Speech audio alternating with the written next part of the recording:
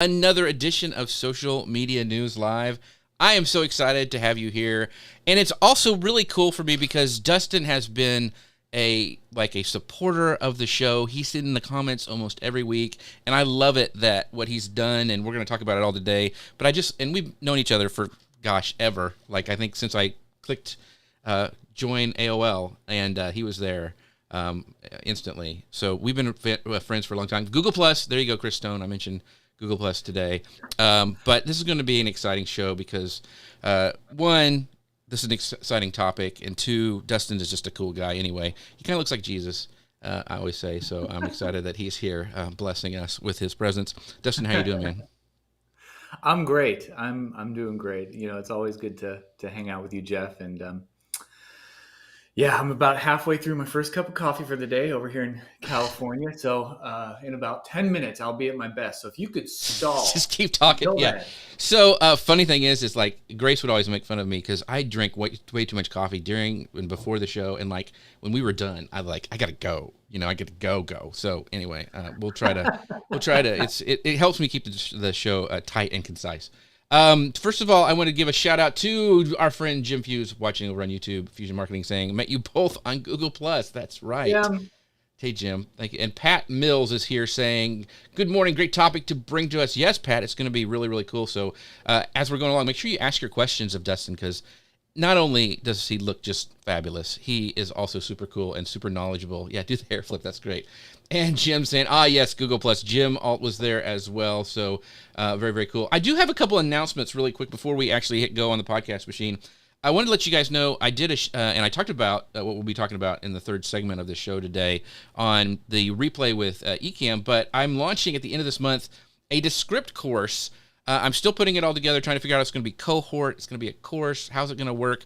But if you would like to, it's going to be at the end of May. So if you'd like to sign up to get more information about that, go to jeffc.com/Descript 101. That's jeffc.com/Descript 101. And also, I am actually resurrecting my carving show. If you guys remember, kind of during the COVID times, I was doing some carving. I'm going to be doing that today at 3:30 Central. 3:30 Central. And you can find out more about that at jeffc.live. That'll bring you right over to my Amazon storefront. I'll be streaming at the Whiskered Woodcarver as well. So you can check that out because a lot of people like to watch that. We're going to start her up again. All right, enough about me. This is all about Dustin Stout and ChatGPT. And so I'm going to hit go on the podcast machine. But first, I got to say to Pat, she goes, it's a great topic when she shows up on time. There we go. And we've already got fans here for Dustin's new tool. I can't wait till we dive into that. We'll be talking about that. So stick around for that as well. Thanks, Jim. Yeah, I'm a subscriber as well. So it's cool. And I can't wait to talk about it. So make sure you guys, if you don't know about it, ask your questions. And we'll make sure to answer them during the show day. Okay. I'm going to go ahead and sit and go on the podcast machine. And we'll get started. Hello, folks. Welcome to Social Media News Live. I'm Jeff C., and you're not. And this is the show that helps you keep up to date on what's happening in the world of social media and much more. And today, we're talking about unlocking ChatGPT's potential, and we've got a fantastic show lined up for you. I'm so excited to have my friend Dustin Stout with us to discuss the exciting world of AI in marketing. We're going to be focusing on ChatGPT and its transformative impact on content creation, social media management, and productivity. And throughout the show, we're going to be diving into kind of three main sections. First, we're going to be exploring how ChatGPT has revolutionized marketing and the ways marketers can harness its power for increased productivity and idea generation. And then we're going to dive into the art of writing some captivating social copy using ChatGPT and some other tools. And we'll be touching on some importance of being consistent in your brand voice and messaging and how AI can help with that across different platforms. And finally, what you're all here for, of course, is Dustin's groundbreaking new tool, Magi.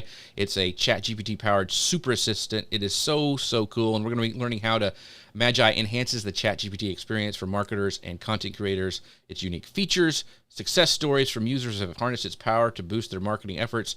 So stay tuned as we unlock the potential of ChatGPT. It's going to be such an exciting show. Dustin, thank you so much for being here, my friend. Thank you for having me. Jeff, I don't know if I've ever told you this, but your opening line is my favorite opening line of any show that has ever existed. Well, thank you. I'm Jeff C., and you're not. You know where I stole that from. That was from Saturday Night Live. It was Chevy Chase used to say it all the time. Oh my gosh, I had no idea. And Yep. So I I mean, ripped I it. wasn't around for the classic SNL, but That's right. So back when I had was clean shaven, a lot of people said I looked like Chevy, and I used to love Spies Like Us and I Fletch, all that. remember So that. yeah, that's it. That's straight from there for the deep cuts of Social Media News Live. So I want to introduce you guys to Dustin. If you don't know him, he is an entrepreneur, a digital marketer, a marketing consultant. He's a speaker, a social media enthusiast. He is passionate about helping others get their story heard. Since starting his blog, Dustin has built a successful career as a full-time digital marketing consultant, and he provides really valuable insights on social media and creativity, two of my favorite topics. And as a husband and father of 3, he is dedicated to his family and their time together in Southern California. Dustin, thank you so much for dragging yourself away from your family today and joining us. Well, you're welcome. You read that exactly as ChatGPT wrote it. That was brilliant. Well, Magi is the one who really. For I mean, Magi, yeah. yeah. So I had to give it props. So, by the way, I kind of talked about this at the beginning of the show, but if you guys missed it, Ecamm had a great session that I was able to speak at. It was called Leap into Live Selling. They are actually selling the tickets, replay tickets for that. And it's not just this year's show. It's like all the Leap into Lives that they've had. You can find out more about them at ecamm.tv/leap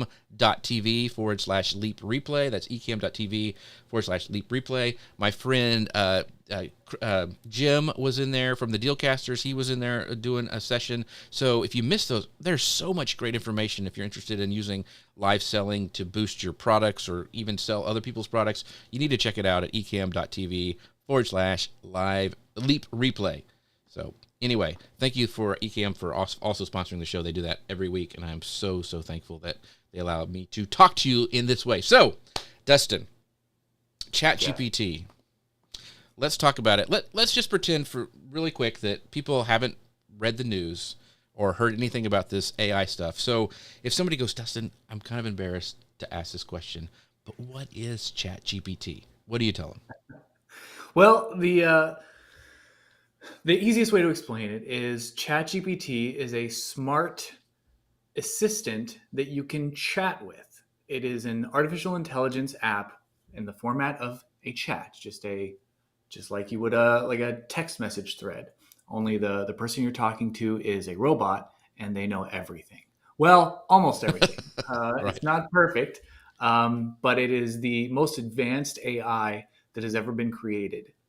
And it will respond to you in human-like ways and assist you in learning, assist you in creating, and assist you in ideation. Really, it's just the most helpful friend you've ever had.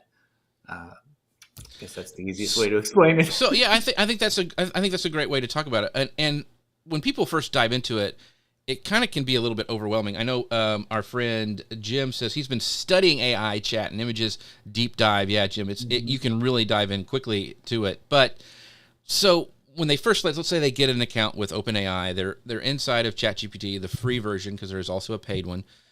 What's the difference between those different models that they can drop down? There's like 3.5, there's Legacy, Yeah. and then now there's 4. Can you just kind of tell us exactly what the difference is between those two? Yeah, great question.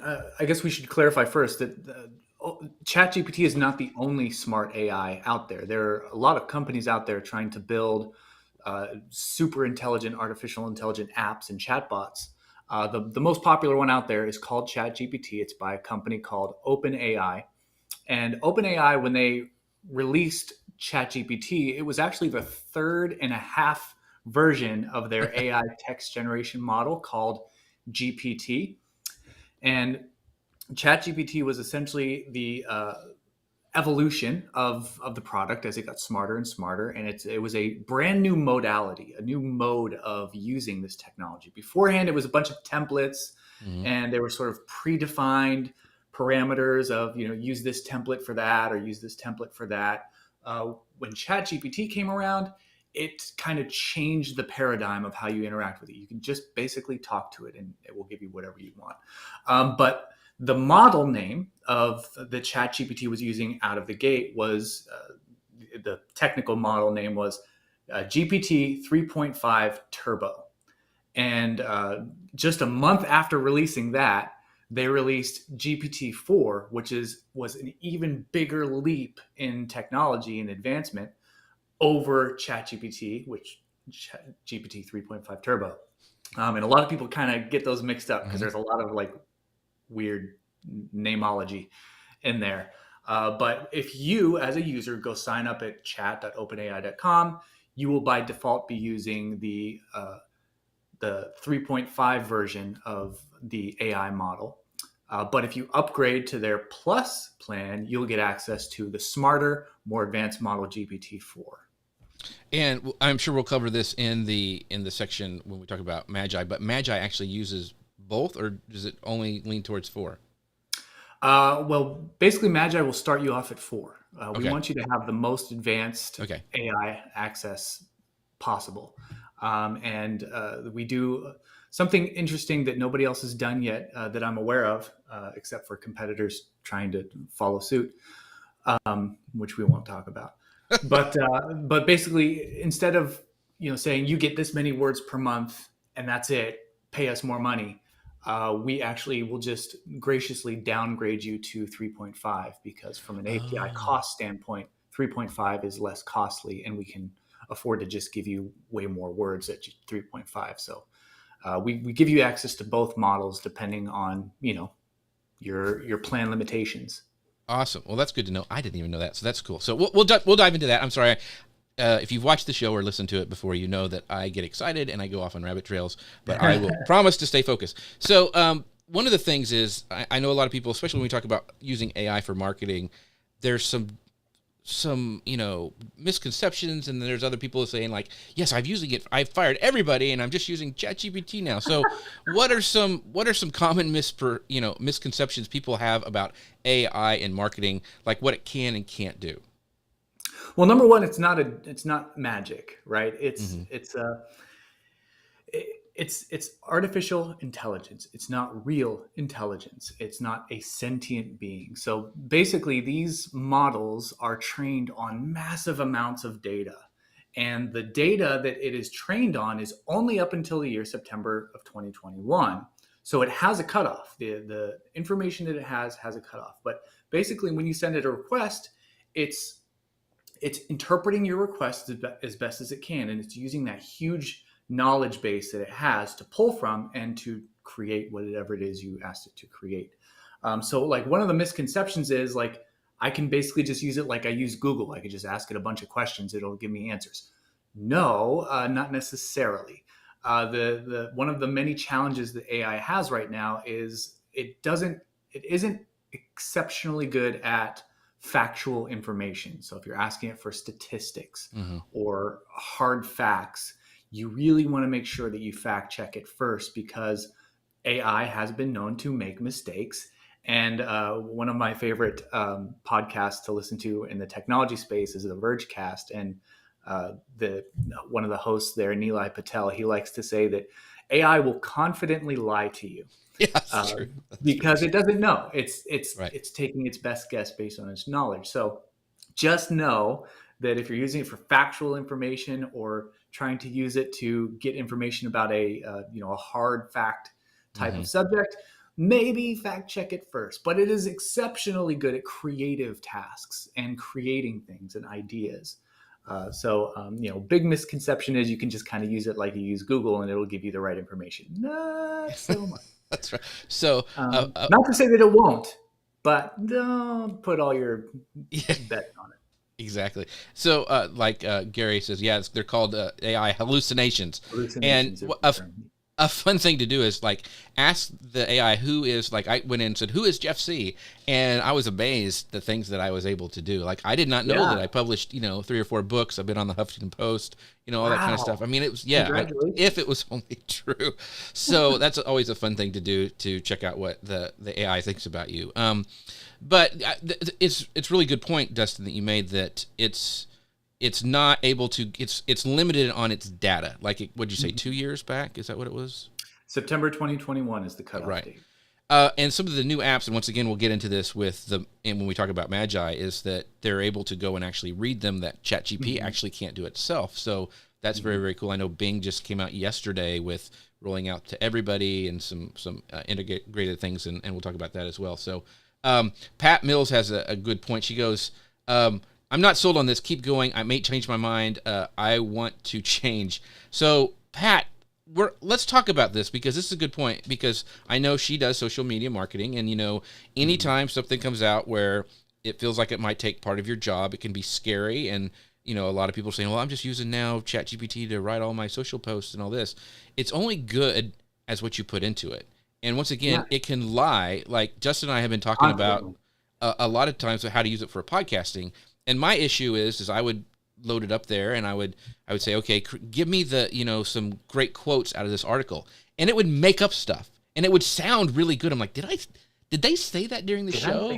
And I would go back, and I'm like, there's nothing in there about it. And then I'd say that, and they're like, oh yeah, I'm sorry, we made a mistake.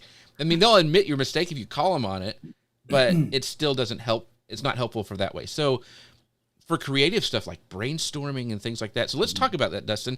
So give us some practical examples of how AI has helped speed up your marketing efforts and like brainstorming process.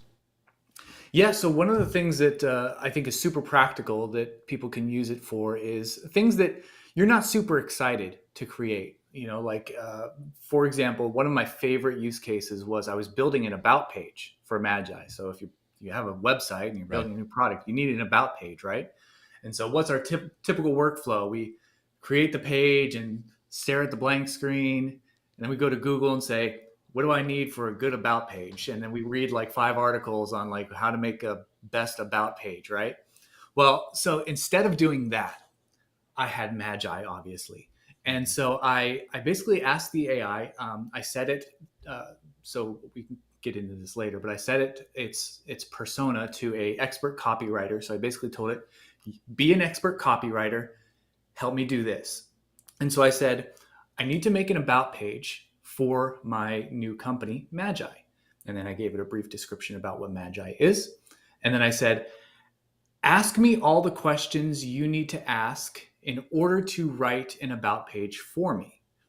Ask me each question one by one. I will answer, and then you will ask me the next question. And then that's how it began. Amazing. Suddenly I'm having a conversation. I don't have to Google what's the best about page. How do I create the best about page? The AI is going to figure it out, and it's going to ask me all the questions it needs answers to in order to do it for me. And so not only, I could have just said, write me an about page. Here's my product description. But I think that's a less advanced way, a less effective way, let's say, to create the thing that you want. So like I would say, level 1, you're just starting out with ChatGPT or AI. Level 1 person would just say like, write me this. But really an advanced way to say is have it write it with you and give it all the information it needs. So this methodology of ask me the questions you need answered will help me to focus the aim and get a much more accurate and on point generation of whatever it ends up creating. So I did that workflow, asked me all the questions. When it asked me the last question and I answered it, it said, okay, I have all the information I need. So I said, all right, write the about page, and boom. It was maybe 3 minutes of my time.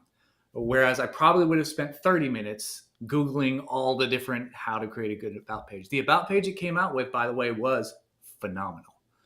So that's one use case. That's one way to help you go through a process of writing something where the research side or the just the process of it would take you much longer to do by yourself, and it's not the most fun thing in the world. Another great use case for, say, a social media person. One of the great things about AI is because it has so much knowledge, you can basically feed it your target audience. You can tell the AI, look, my target audience is single moms in their 30s working a full-time job. And you can give it that information, maybe describe it a little more and say, what are some of the daily struggles my target audience has? And it will give you a whole lot of great ideas of what those struggles are. And as a social media marketer, Your job is to create content that is of high value to your Mhm. target audience. And what kind of content is the most high value? Things that solve their daily problems. And so, as far as like market research goes or target audience research goes, the AI can provide a plethora of ideas for you to work from, when you're stuck. And if you're in social media marketing like me for the last 10 years, I don't care how creative you are, Right. you are going to run out of creativity at some point. You're Right. you're going to need some help. And there have been tools over the years like writing prompts and even like little card games with Hmm. writing prompts on them, right? Essentially, that's all you can use this for, and you would get massive amounts of value from it just for that one purpose of coming up with ideas when you are running dry on ideas. So I just want to say that's the first example you used where you actually had to ask you questions to get information to write the thing. I think that's genius because not only are you're brainstorming with an assistant that then it's almost like it's taking those notes and then going, okay, I'll take all that and put it in there. So that is next level. So I hope you guys got that because that is really, really cool way to get information. And you're not just like copying and pasting stuff. You're actually training ChatGPT to pull information from you, so then it Yes, makes this a great exactly. thing. So that Yeah. is I key, think I of think. it like, almost like shooting an arrow. So a lot of people, they start with a big general task, like write me a blog post on this. But the problem is it'll write you that big long blog post, but it's kind of a shot in the dark of which direction it goes, right? You're shooting a long arrow to get to an end goal. But if you were to instead have little short bursts, I guess, of creation, and you can guide it along the way, you end up in a much better spot. You end Mhm. up in your much closer to the target. Whereas you have it write 3,000 words, all of a sudden you have to sift through 3,000 words, and where it ended up may not be even close to where you wanted it to end up. Whereas if you're having it generate a paragraph here, a couple paragraphs there, you can correct it along the way so that you end up at your target much faster and more efficiently. Yeah, that's genius. So so even Jim goes, yes, that was mind blowing. Yes, it was. So guys, this is why I love having people like Dustin on the show. It's just so exciting to get these ideas. So Pat goes, so I cover at least 8 different accounts on social media for different companies. They expect me to take their articles, products, and such, and create social media posts on different platforms. Some share the same products, articles, but need different text. So I need help. Well, stick around, Pat, because when we get into the deep dive of Magi, I think Dustin's got a thing that we talked about a little bit about personas that's going to be amazing for you. So, and if I go through it too fast, hit me up again in the comments so we make sure that we answer your question. Because like you said, Pat, like I've been managing social media marketing for 18 years. She's open to new ideas and help. So we're here. Yeah. We're going to do that for you. But one thing really quick on the same note that you were talking about, different ways to use ChatGPT for marketers. So I actually had a call with a big podcasting lead that I wanted to have their services for I was pitching my services to. And I just went to ChatGPT and said, hey, what questions am I not thinking about that I should ask this client or this lead? And I gave them their about page. I just almost copied their stuff from their website to train it to know what they were about. And it gave me a list of like 20 questions. And so I picked the best one, and there was one in there that was really good. And I tell you what, that question I asked, the guy goes, you know what? Nobody's asked me that question before. And I got the job. I didn't tell him I got it from ChatGPT. I just made it sound like I was so smart. But that's something, you use it as a brainstorming tool, and you will be Mm-hmm. amazed, like what Dustin was saying with his little trick about, having it ask you questions and then writing something. That is next level. Mm-hmm. So very, very cool. Okay, so I know this is something that people have talked about. It's in the news. The news likes to focus on the negative stuff. But what are some of the limitations or ethical concerns regarding the use of AI, especially in marketing? Yeah, well, there's a lot of limitations. Like I said, its data was cut off at September 2021, so it's working on older Right. data, and its information is limited. So that's a clear limitation. It can't, tell you about current world events happening because it's not connected to the internet. So it's cut off.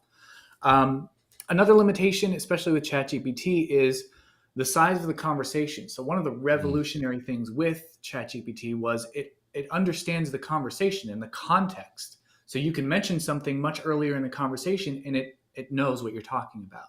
You can reference things indirectly and it will still understand the context of the full conversation. But the limitation to that is it's limited to a specific size of conversation. So once Right. your conversation gets too large, it won't remember anymore. The precise limitation of ChatGPT is 8,000 tokens in OpenAI's technical terms.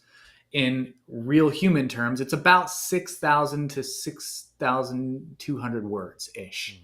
So once you exceed that length of conversation, it starts to lose the context. And so that's a very clear limitation. Now, they do have a bigger context model, the 32K tokens, so 4 times the capacity, but currently very few people have access to that model. I'm sure it'll be released soon. I've been bugging them regularly to get access to that model Right. inside of Magi. But as of now, we just have GPT-4, which has that 8,000 token limitation. So very clear limitation for someone like a podcaster.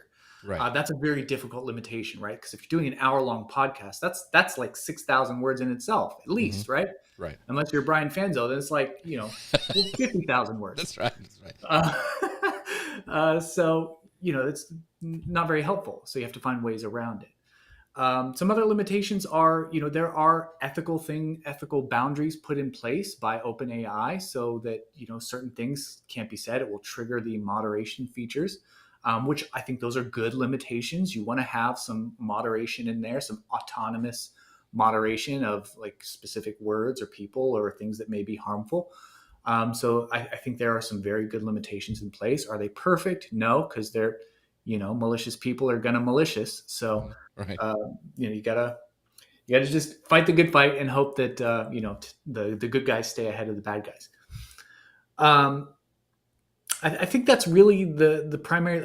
I mean, ultimately, the limitation is the intelligence itself. How good is it actually? And if you are a professional marketer and you ask it for marketing things, you will find out really quickly that you are probably a better marketer.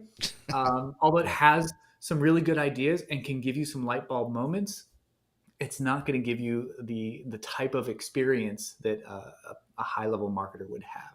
The other limitation is, of course, that I think no AI or robot will ever have over a human, and why humans will still ultimately be the most valuable piece of any puzzle, is it doesn't have real life experiences. It doesn't have those real life things to draw from. And I think any marketing campaign, any social media content, it is successful because it's relatable and it has some sort of an experience tied to the story of what it's trying to sell, right? So AI doesn't know, it doesn't have those experiences, and so anytime you can tie in real life experience to the things that you're creating, it's going to produce a much better output, I think. So it is limited in that. So Jim Alton brought up a good point. He says he would suspect that anything related to healthcare and medical topics would be a dangerous area, making claims. I mean, there's so many things, even just with normal social media, what you can and can't say, and even like with the banking industry, the same kind of things. I had some clients with that, and it was really a struggle to figure out what we could actually post. So yeah, there would be it making up some stuff would be kind of dangerous. One of the questions I had for you, Dustin, because you've been a blogger for a long time, I mean, forever, for the ethical considerations, the model, it's scraping parts of the internet, so that it scraped your blog for sure. Mm-hmm. As a writer, as a creator, does it bother you that it's taking that stuff? I mean, I'm not going to ask ChatGPT and it's not going to spit, I'm going to go, that's Dustin Stout's quote right there. It really doesn't do that kind of thing. So does it bother you as a blogger that it's scraping your content? I mean, because I know that's a big issue for a lot of people. Personally, no. I can see why it would bother some people, and I don't think they're wrong for it at all. But personally, it doesn't bother me. I think my value always lies in my personal voice, and nobody can ever take that from me. They can try.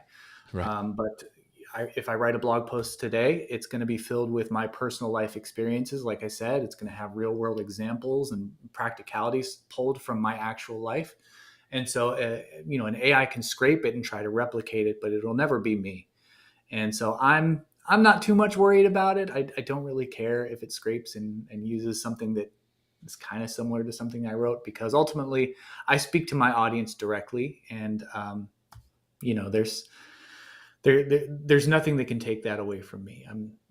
Gotcha. I'm Yeah. quite confident in being able to speak to my audience and you know, do what I've set out to do to serve my audience.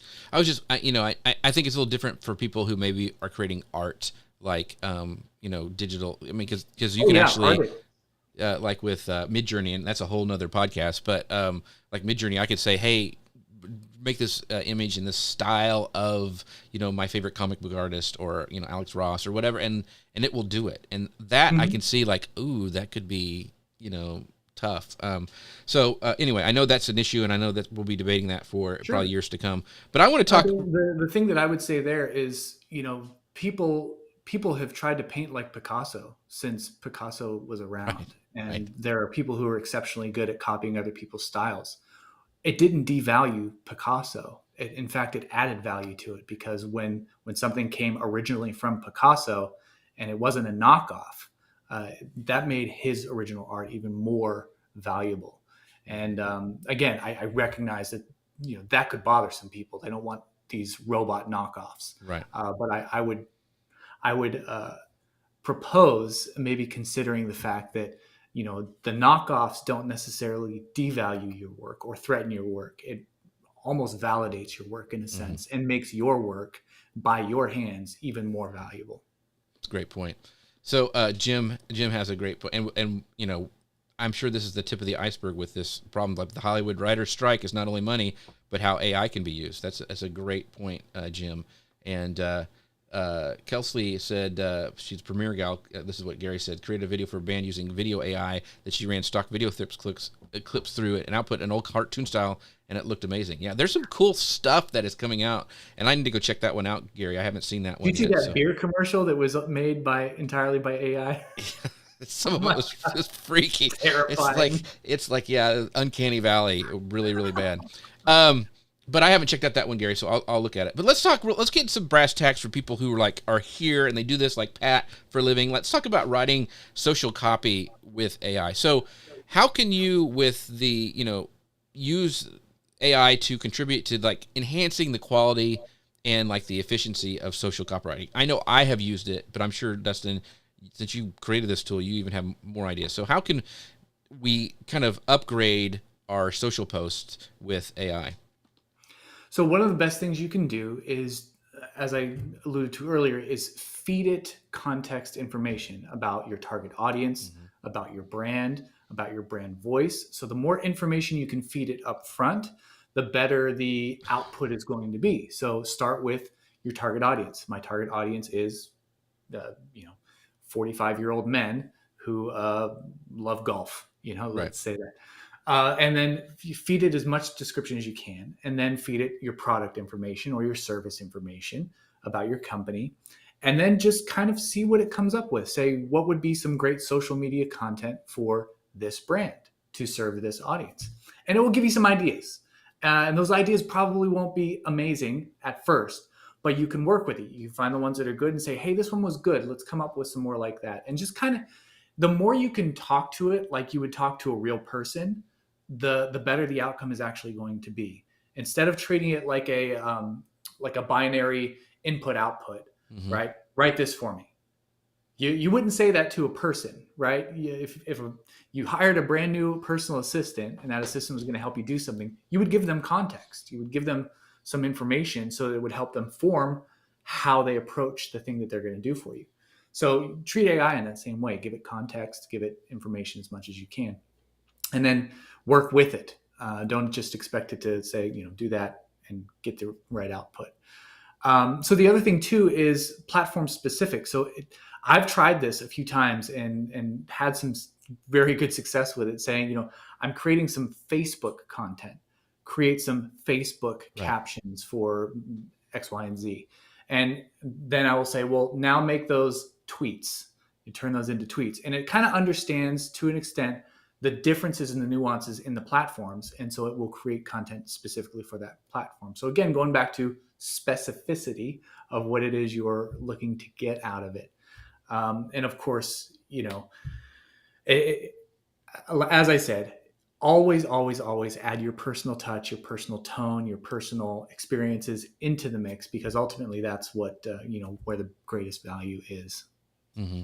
And I also think learning the different, the different types of words to ask it. Like I actually did some research and found out this is true, that I was noticing I was getting a big difference when I would say, okay, write me 10 titles for YouTube versus saying create 10 titles for YouTube.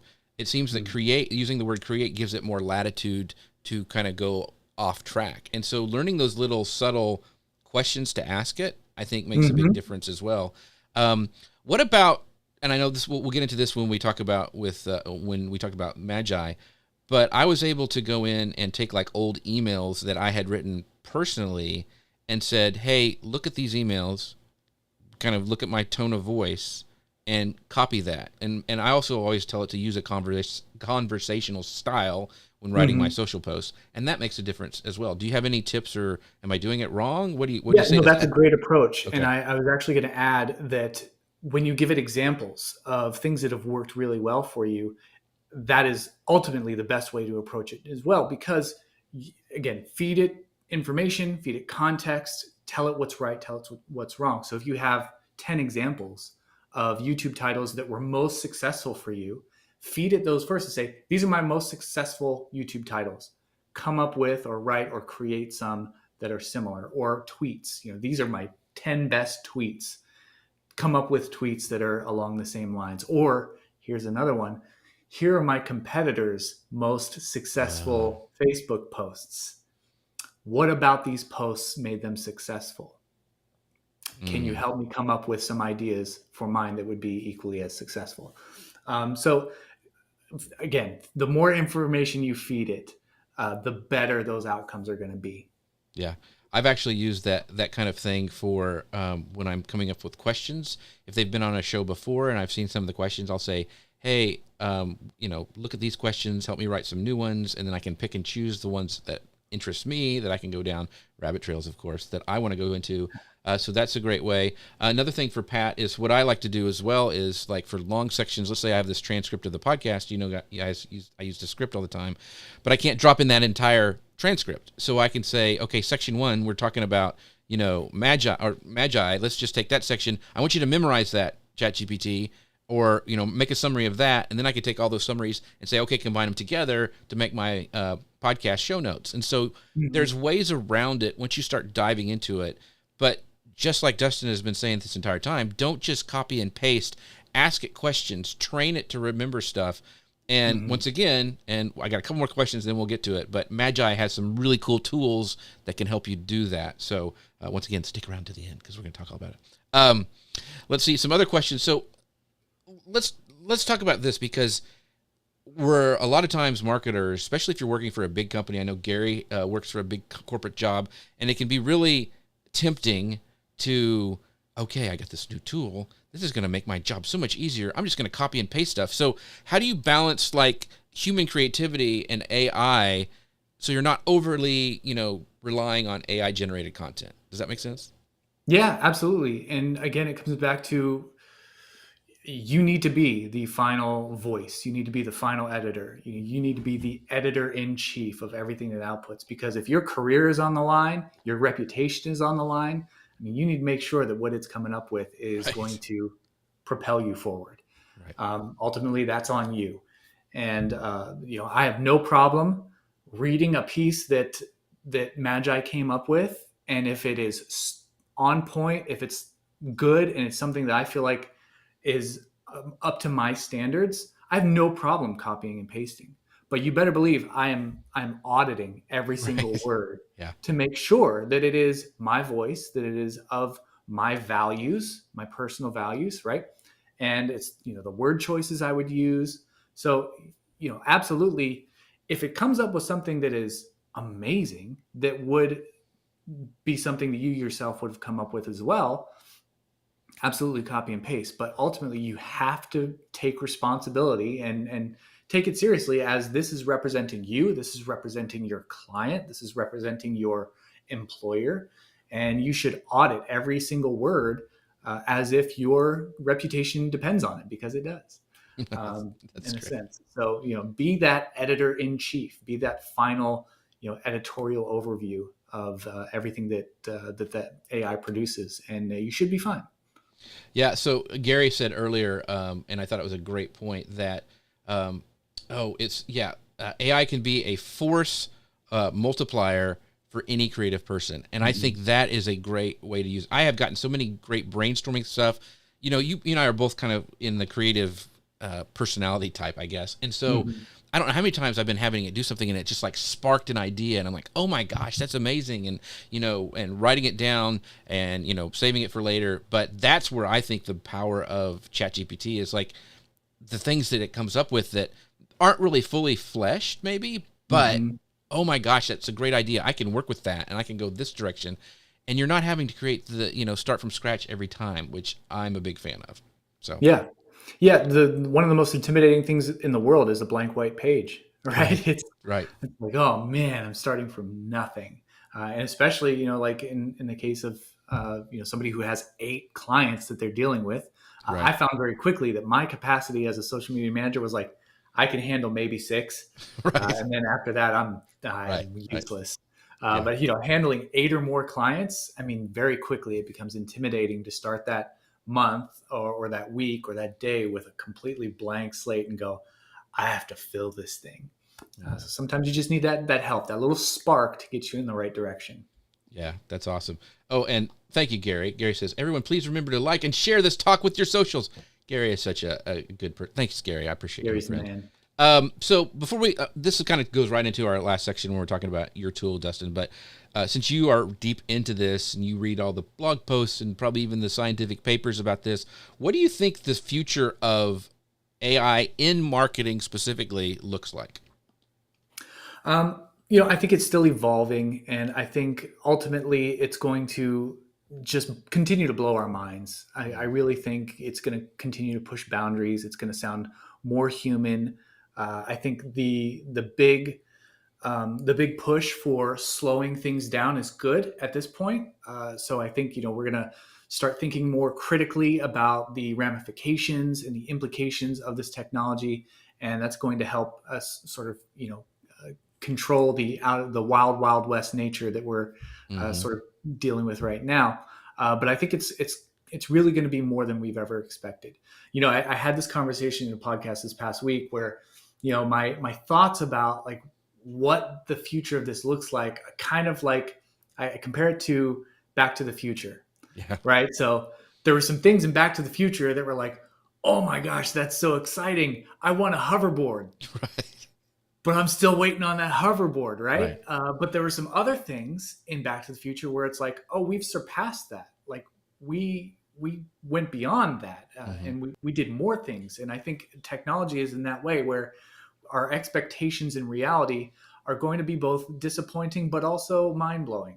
Yeah. So I think it's a very exciting time, something to keep an eye on, and those who keep an eye on where it's going and are committed to evolving with the technology are going to be very successful. And those who are opposed to change and opposed to progress will have a difficult time. Yeah. And I get it. Like I understand like if your industry is threatened, if you're a copywriter or all this stuff. Mhm. I mean, yes, I mean we talked earlier that both of our wives are in education and it's a big deal in education right now. It's freaking a lot of people out and I get Well, it. yeah, my wife's a teacher, Yeah. so I'm Yeah. fully Yeah. aware. So I think that in my point, and I argue a lot with these teachers, like we need to teach kids how to use it because you Mhm. can't put it in the back in the bag. Right. Like I don't look out and on every street corner, I don't still see a blacksmith shop for shoeing my Mhm. horse. They're still blacksmiths, but they're few and Mhm. far between. Things change and it sucks sometimes, but we have to roll with it. So anyway, I'll get off Yeah. my high horse. Dad joke. Yeah. Um, Well, and if I could say one last thing about that, sure. yeah, sure, there are not many blacksmiths anymore, but there still are some. Hmm. And while it may seem like this current generation of AI technology is taking away a lot of copywriting jobs, let's look back a handful of years at Canva, Yep. Remember when Canva came on the scene? It was like, oh, all the designers are going to lose their Yeah. jobs. Right. Well, that's some degree that was true, that people didn't need to hire designers as much anymore. But those people that didn't need to hire designers were the cheapos. They were the Right. ones who they couldn't afford, high quality designs. It was a financial stretch for them. Hmm. So they learned how to use Canva. That didn't get rid of all the designers. The best designers, they continued to thrive. And the designers who did lose work from that, they evolved their skills, and they survived. And there may have been a few that maybe did not survive that paradigm shift. And I think Right. it's going to be the same way with AI tools. It's probably going to get rid of a lot of low level jobs, but the highly skilled copywriter, say like a Ray Edwards, or Right. Right. somebody who's highly skilled in their craft, they're not going to hurt for this. In fact, I think the demand is going to go up because there's going to be a need for oversight Right. of this. Like I said, if you're an experienced marketer, you ask ChatGPT to give you marketing, you'll know if it's good or bad. That's right. Yeah, Pat, you'll know. Yeah. Somebody who doesn't know marketing might just think, "Oh, that's good," and then they'll realize it's not, and then they'll come looking for the expert marketer to tell them why it didn't work. And you mentioned Ray Edwards. He's actually teaching a course with AI and copywriting, which I think he understands that you got to move with the changes. So He's also a paying Magi subscriber. oh, there we go. That's why. Cool. So Gary says the Luddites ruined English, smashing all of the weaving machines in the UK. Today we have textile in the fashion industry. That's true. And then Pat even says, my daughter's a graphic designer and she likes and uses Canva for small jobs. There So you go. she's adapting as well. So I think those are all great examples. Somebody who continually adapts is our friends over at Ecamm. So if you want to find out more about them, go to socialmedianewslive.com/Ecamm. They are what makes the show possible. I bragged about them before about one of the updates they just made is being able to have these isolated video tracks when we're done, which is amazing for putting to podcasts, repurposing, and all of that. So make sure you check them out at socialmedianewslive.com/Ecamm. All right. This is the part you guys have been waiting for. We're going to talk about Magi, the super assistant for ChatGPT. So, Dustin, first of all, what inspired you to create Magi, and how is it different from some of the other tools in the market? So I've been using AI tools for years. There have been copywriting AI tools, 30 new ones a day, it seemed like, back in 2019, Right. 2020, right before the pandemic hit. They were popping up all over the place. Copy AI, Jasper, all these different AI tools. And while they were great and I enjoyed using them, sort of the I think barrier that stopped me and a lot of people from using them was like they were still kind of bulky and complicated to use. Their modality was, like I said before, like templates. Mm-hmm. Fill out this template, use this template. And so whenever you needed to create something, I found myself going into these tools going, all right, now I have to sort through all these templates. Which one do I need the IDA, or do I need the pass, or do I Mm-hmm. need which framework do I need? And so Right. all of a sudden it's like Netflix. I've got all these things to choose from and I don't know which one to choose. And that was a real barrier, I think, for getting people to use them, because you had to first understand the templates and understand which templates would fit your needs. When ChatGPT came along, I was already kind of building and exploring generative AI text for one of my other products, so visual, just adding it in as an additional feature.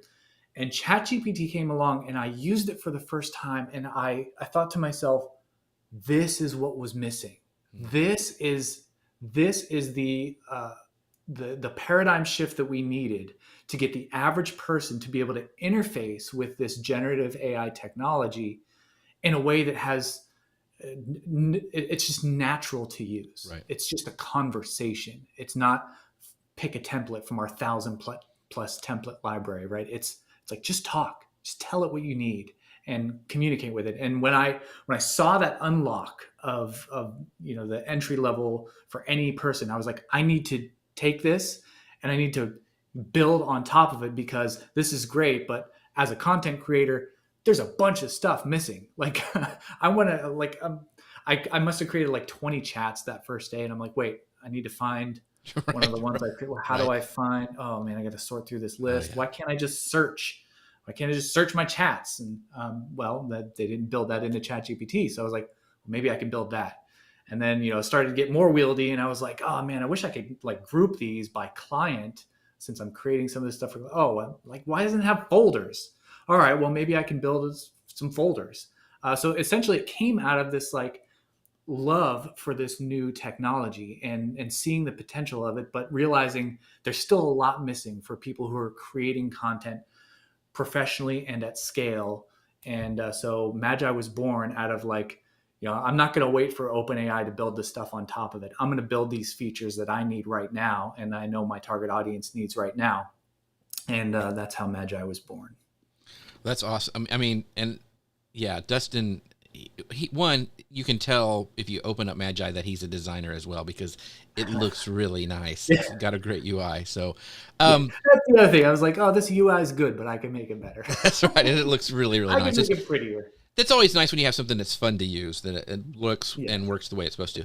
But can you kind of walk us through how ChatGPT and ChatGPT-4, the integration works within Magi, and kind of how and the benefits for working together?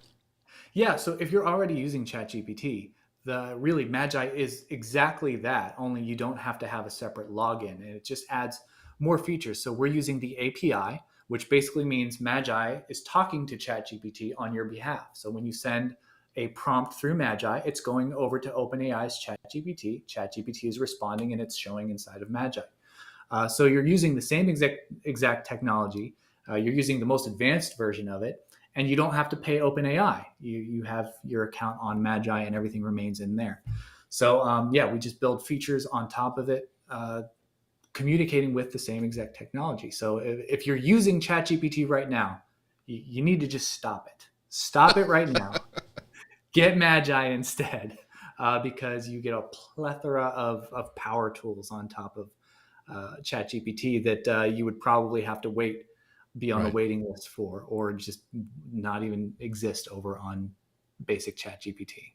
So let's talk about some of the things. One, like it has a notepad clipper built into it, which is very, very cool. Yeah. So someone like me who's writing blog posts or social media campaigns, like what I found myself doing was switching tabs between Google Docs and ChatGPT, right? And I'm like, man, I really need this side by side.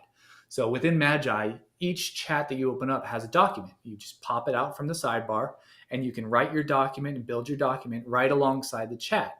You can copy paste things over, make edits, and then when you're done with it, copy the entire document and put it wherever you need to put it, rather than having to go back and forth.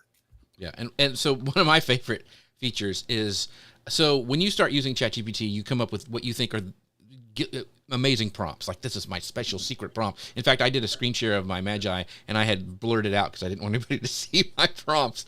But there's ones you can find online. People are sharing them all over, and there's some really good ones that you can craft. The cool thing about Magi is it has a prompt library. So instead of having this, I have these notepads and everything that I've copied and pasted on, it's all inside of Magi, and I can copy and paste it. And let me tell you, it's so streamlined. It's really, really cool. So what are some like common use cases for Magi, and how marketers can best leverage like the tools for like some marketing strategies?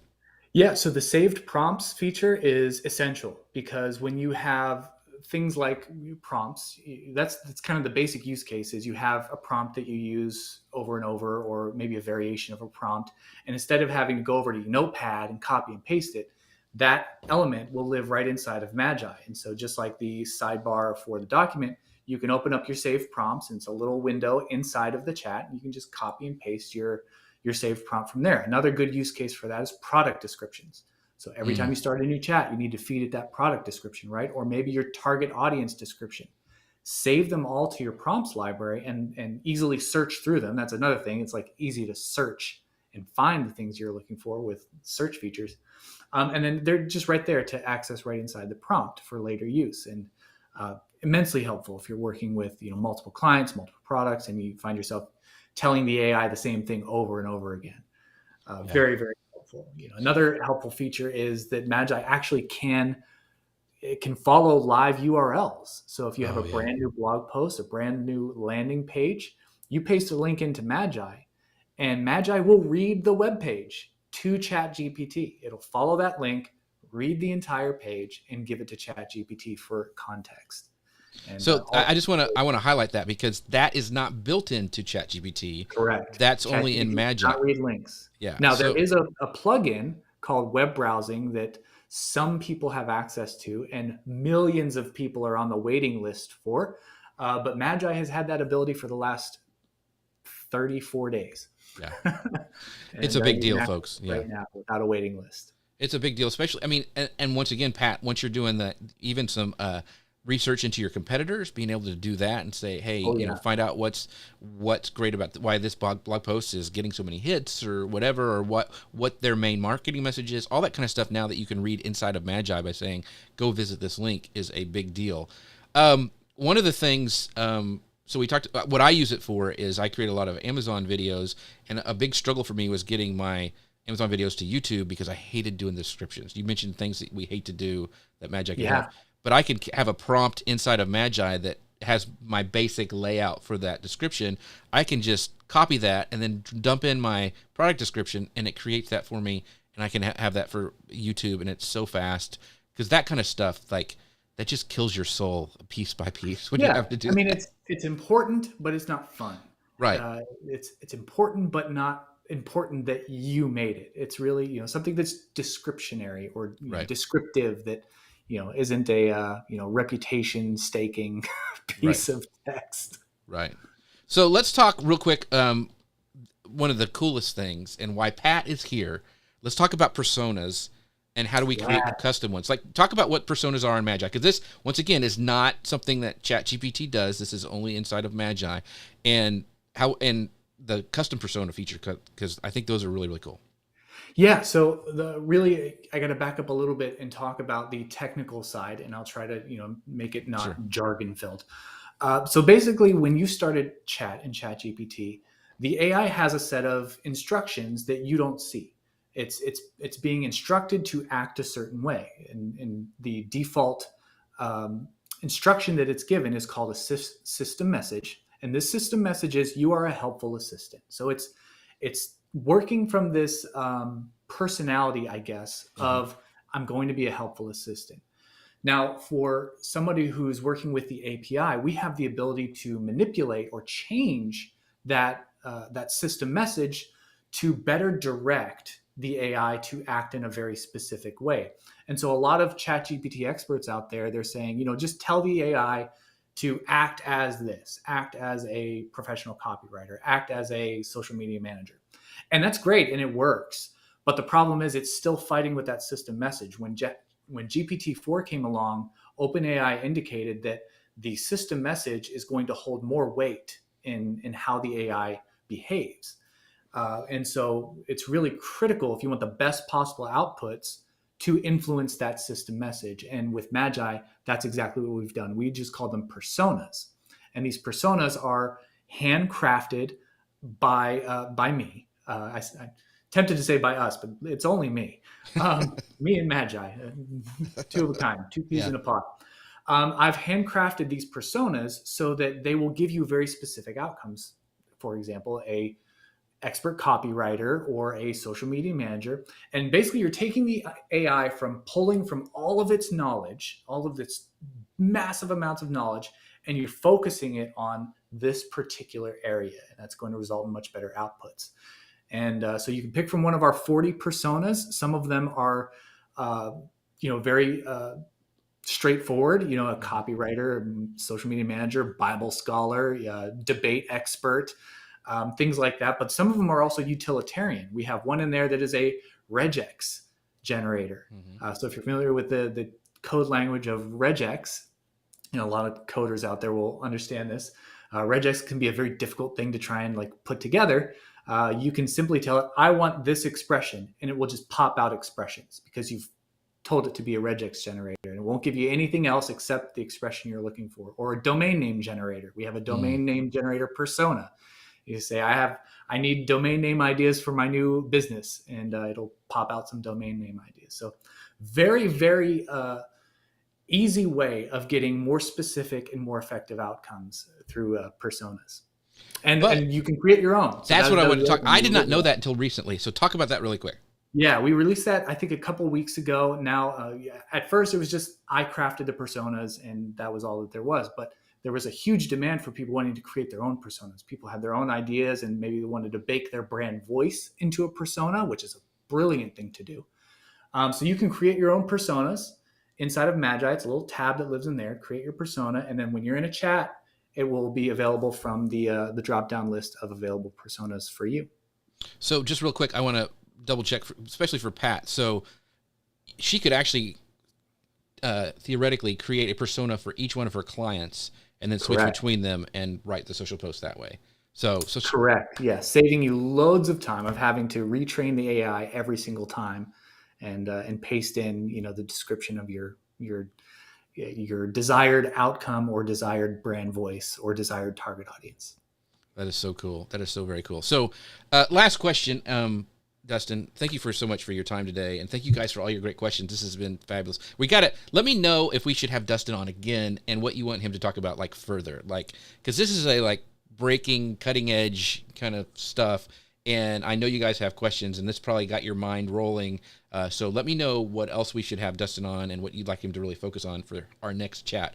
But so Dustin, as Magi evolves, what kind of features and improvements do you envision for this for your program here? And I know you just Man. did Teams, so talk about that a little bit too. Yeah, I'm so excited about Teams. It's probably apart from folders when we first released, this is the most requested thing. So there are a lot of organizations out there, a lot of people working on a team, some people working with virtual assistants who they want to share these chats with, and there's no easy way to do it now. I've already released this feature to a handful of users, but with Magi, you'll now be able to collaborate with your team. You'll be able to invite your team to join your Magi account. They'll have their own separate account, but you'll be able to share chats between team members. And not only that, you'll be able to collaborate in chats. So maybe Johnny can contribute a prompt, and then Susie reviews it and she adds a prompt all within the same chat. You can collaborate in the document together. So right within the same chat, not having to like share screenshots or share exported text documents. You can work on it together right within there. So yeah, one person can start it, another person can finish it, and collaborate in that way. Super exciting. Like I said, I've already released it to a handful of people, making some final tweaks before I release it to everyone. But yeah, super exciting to get that out to everyone. The roadmap I currently have is chock full of amazing and crazy, wild ideas, most of which I got from active users. And I love hearing from the people who are using the product and getting the ideas from them. So yeah, it's a very exciting roadmap ahead. Awesome. So yeah, Pat even says Teams will be great. All of my companies are in other states. Yeah, so Teams is really good. We've got a lot of people saying bring Dustin back, so we'll have to schedule a part 2, Dustin. But yeah, he does listen to your comments and everything. And so Pat says, if I get this going and understand how to use it, I might have to charge more for my services. So yes, you Pat, absolutely should. You should. So thank you guys so much for all your questions today. People popping in to say hi. Everybody saying yes. Bring Dustin back. Want to have him ask AI what I want him to talk about. Yeah, you have to do that. So many good things. Dustin, I've been flashing your URL, but tell people where they can find you, all the stuff you're doing, and where they can find you on the interwebs. Yeah, just head over to magai.co, magai.co, and that's where you'll find it. I'm at Dustin W. Stout on all the social things, and you can find me all over the place. And Gary says, we need more Dustin. So you never can have enough Dustin. So thank you guys so much for being here. Thank you, Gary, Pat, Jim, Alt, everybody who stopped in today. Thank you guys so much for being here. Thank you so much for Ecamm for sponsoring this show, making it possible. You can find out more about them at socialmedianewslive.com/Ecamm. And with that, we'll see you guys next time. Thanks, Dustin. See you later. Bye now. Thank you.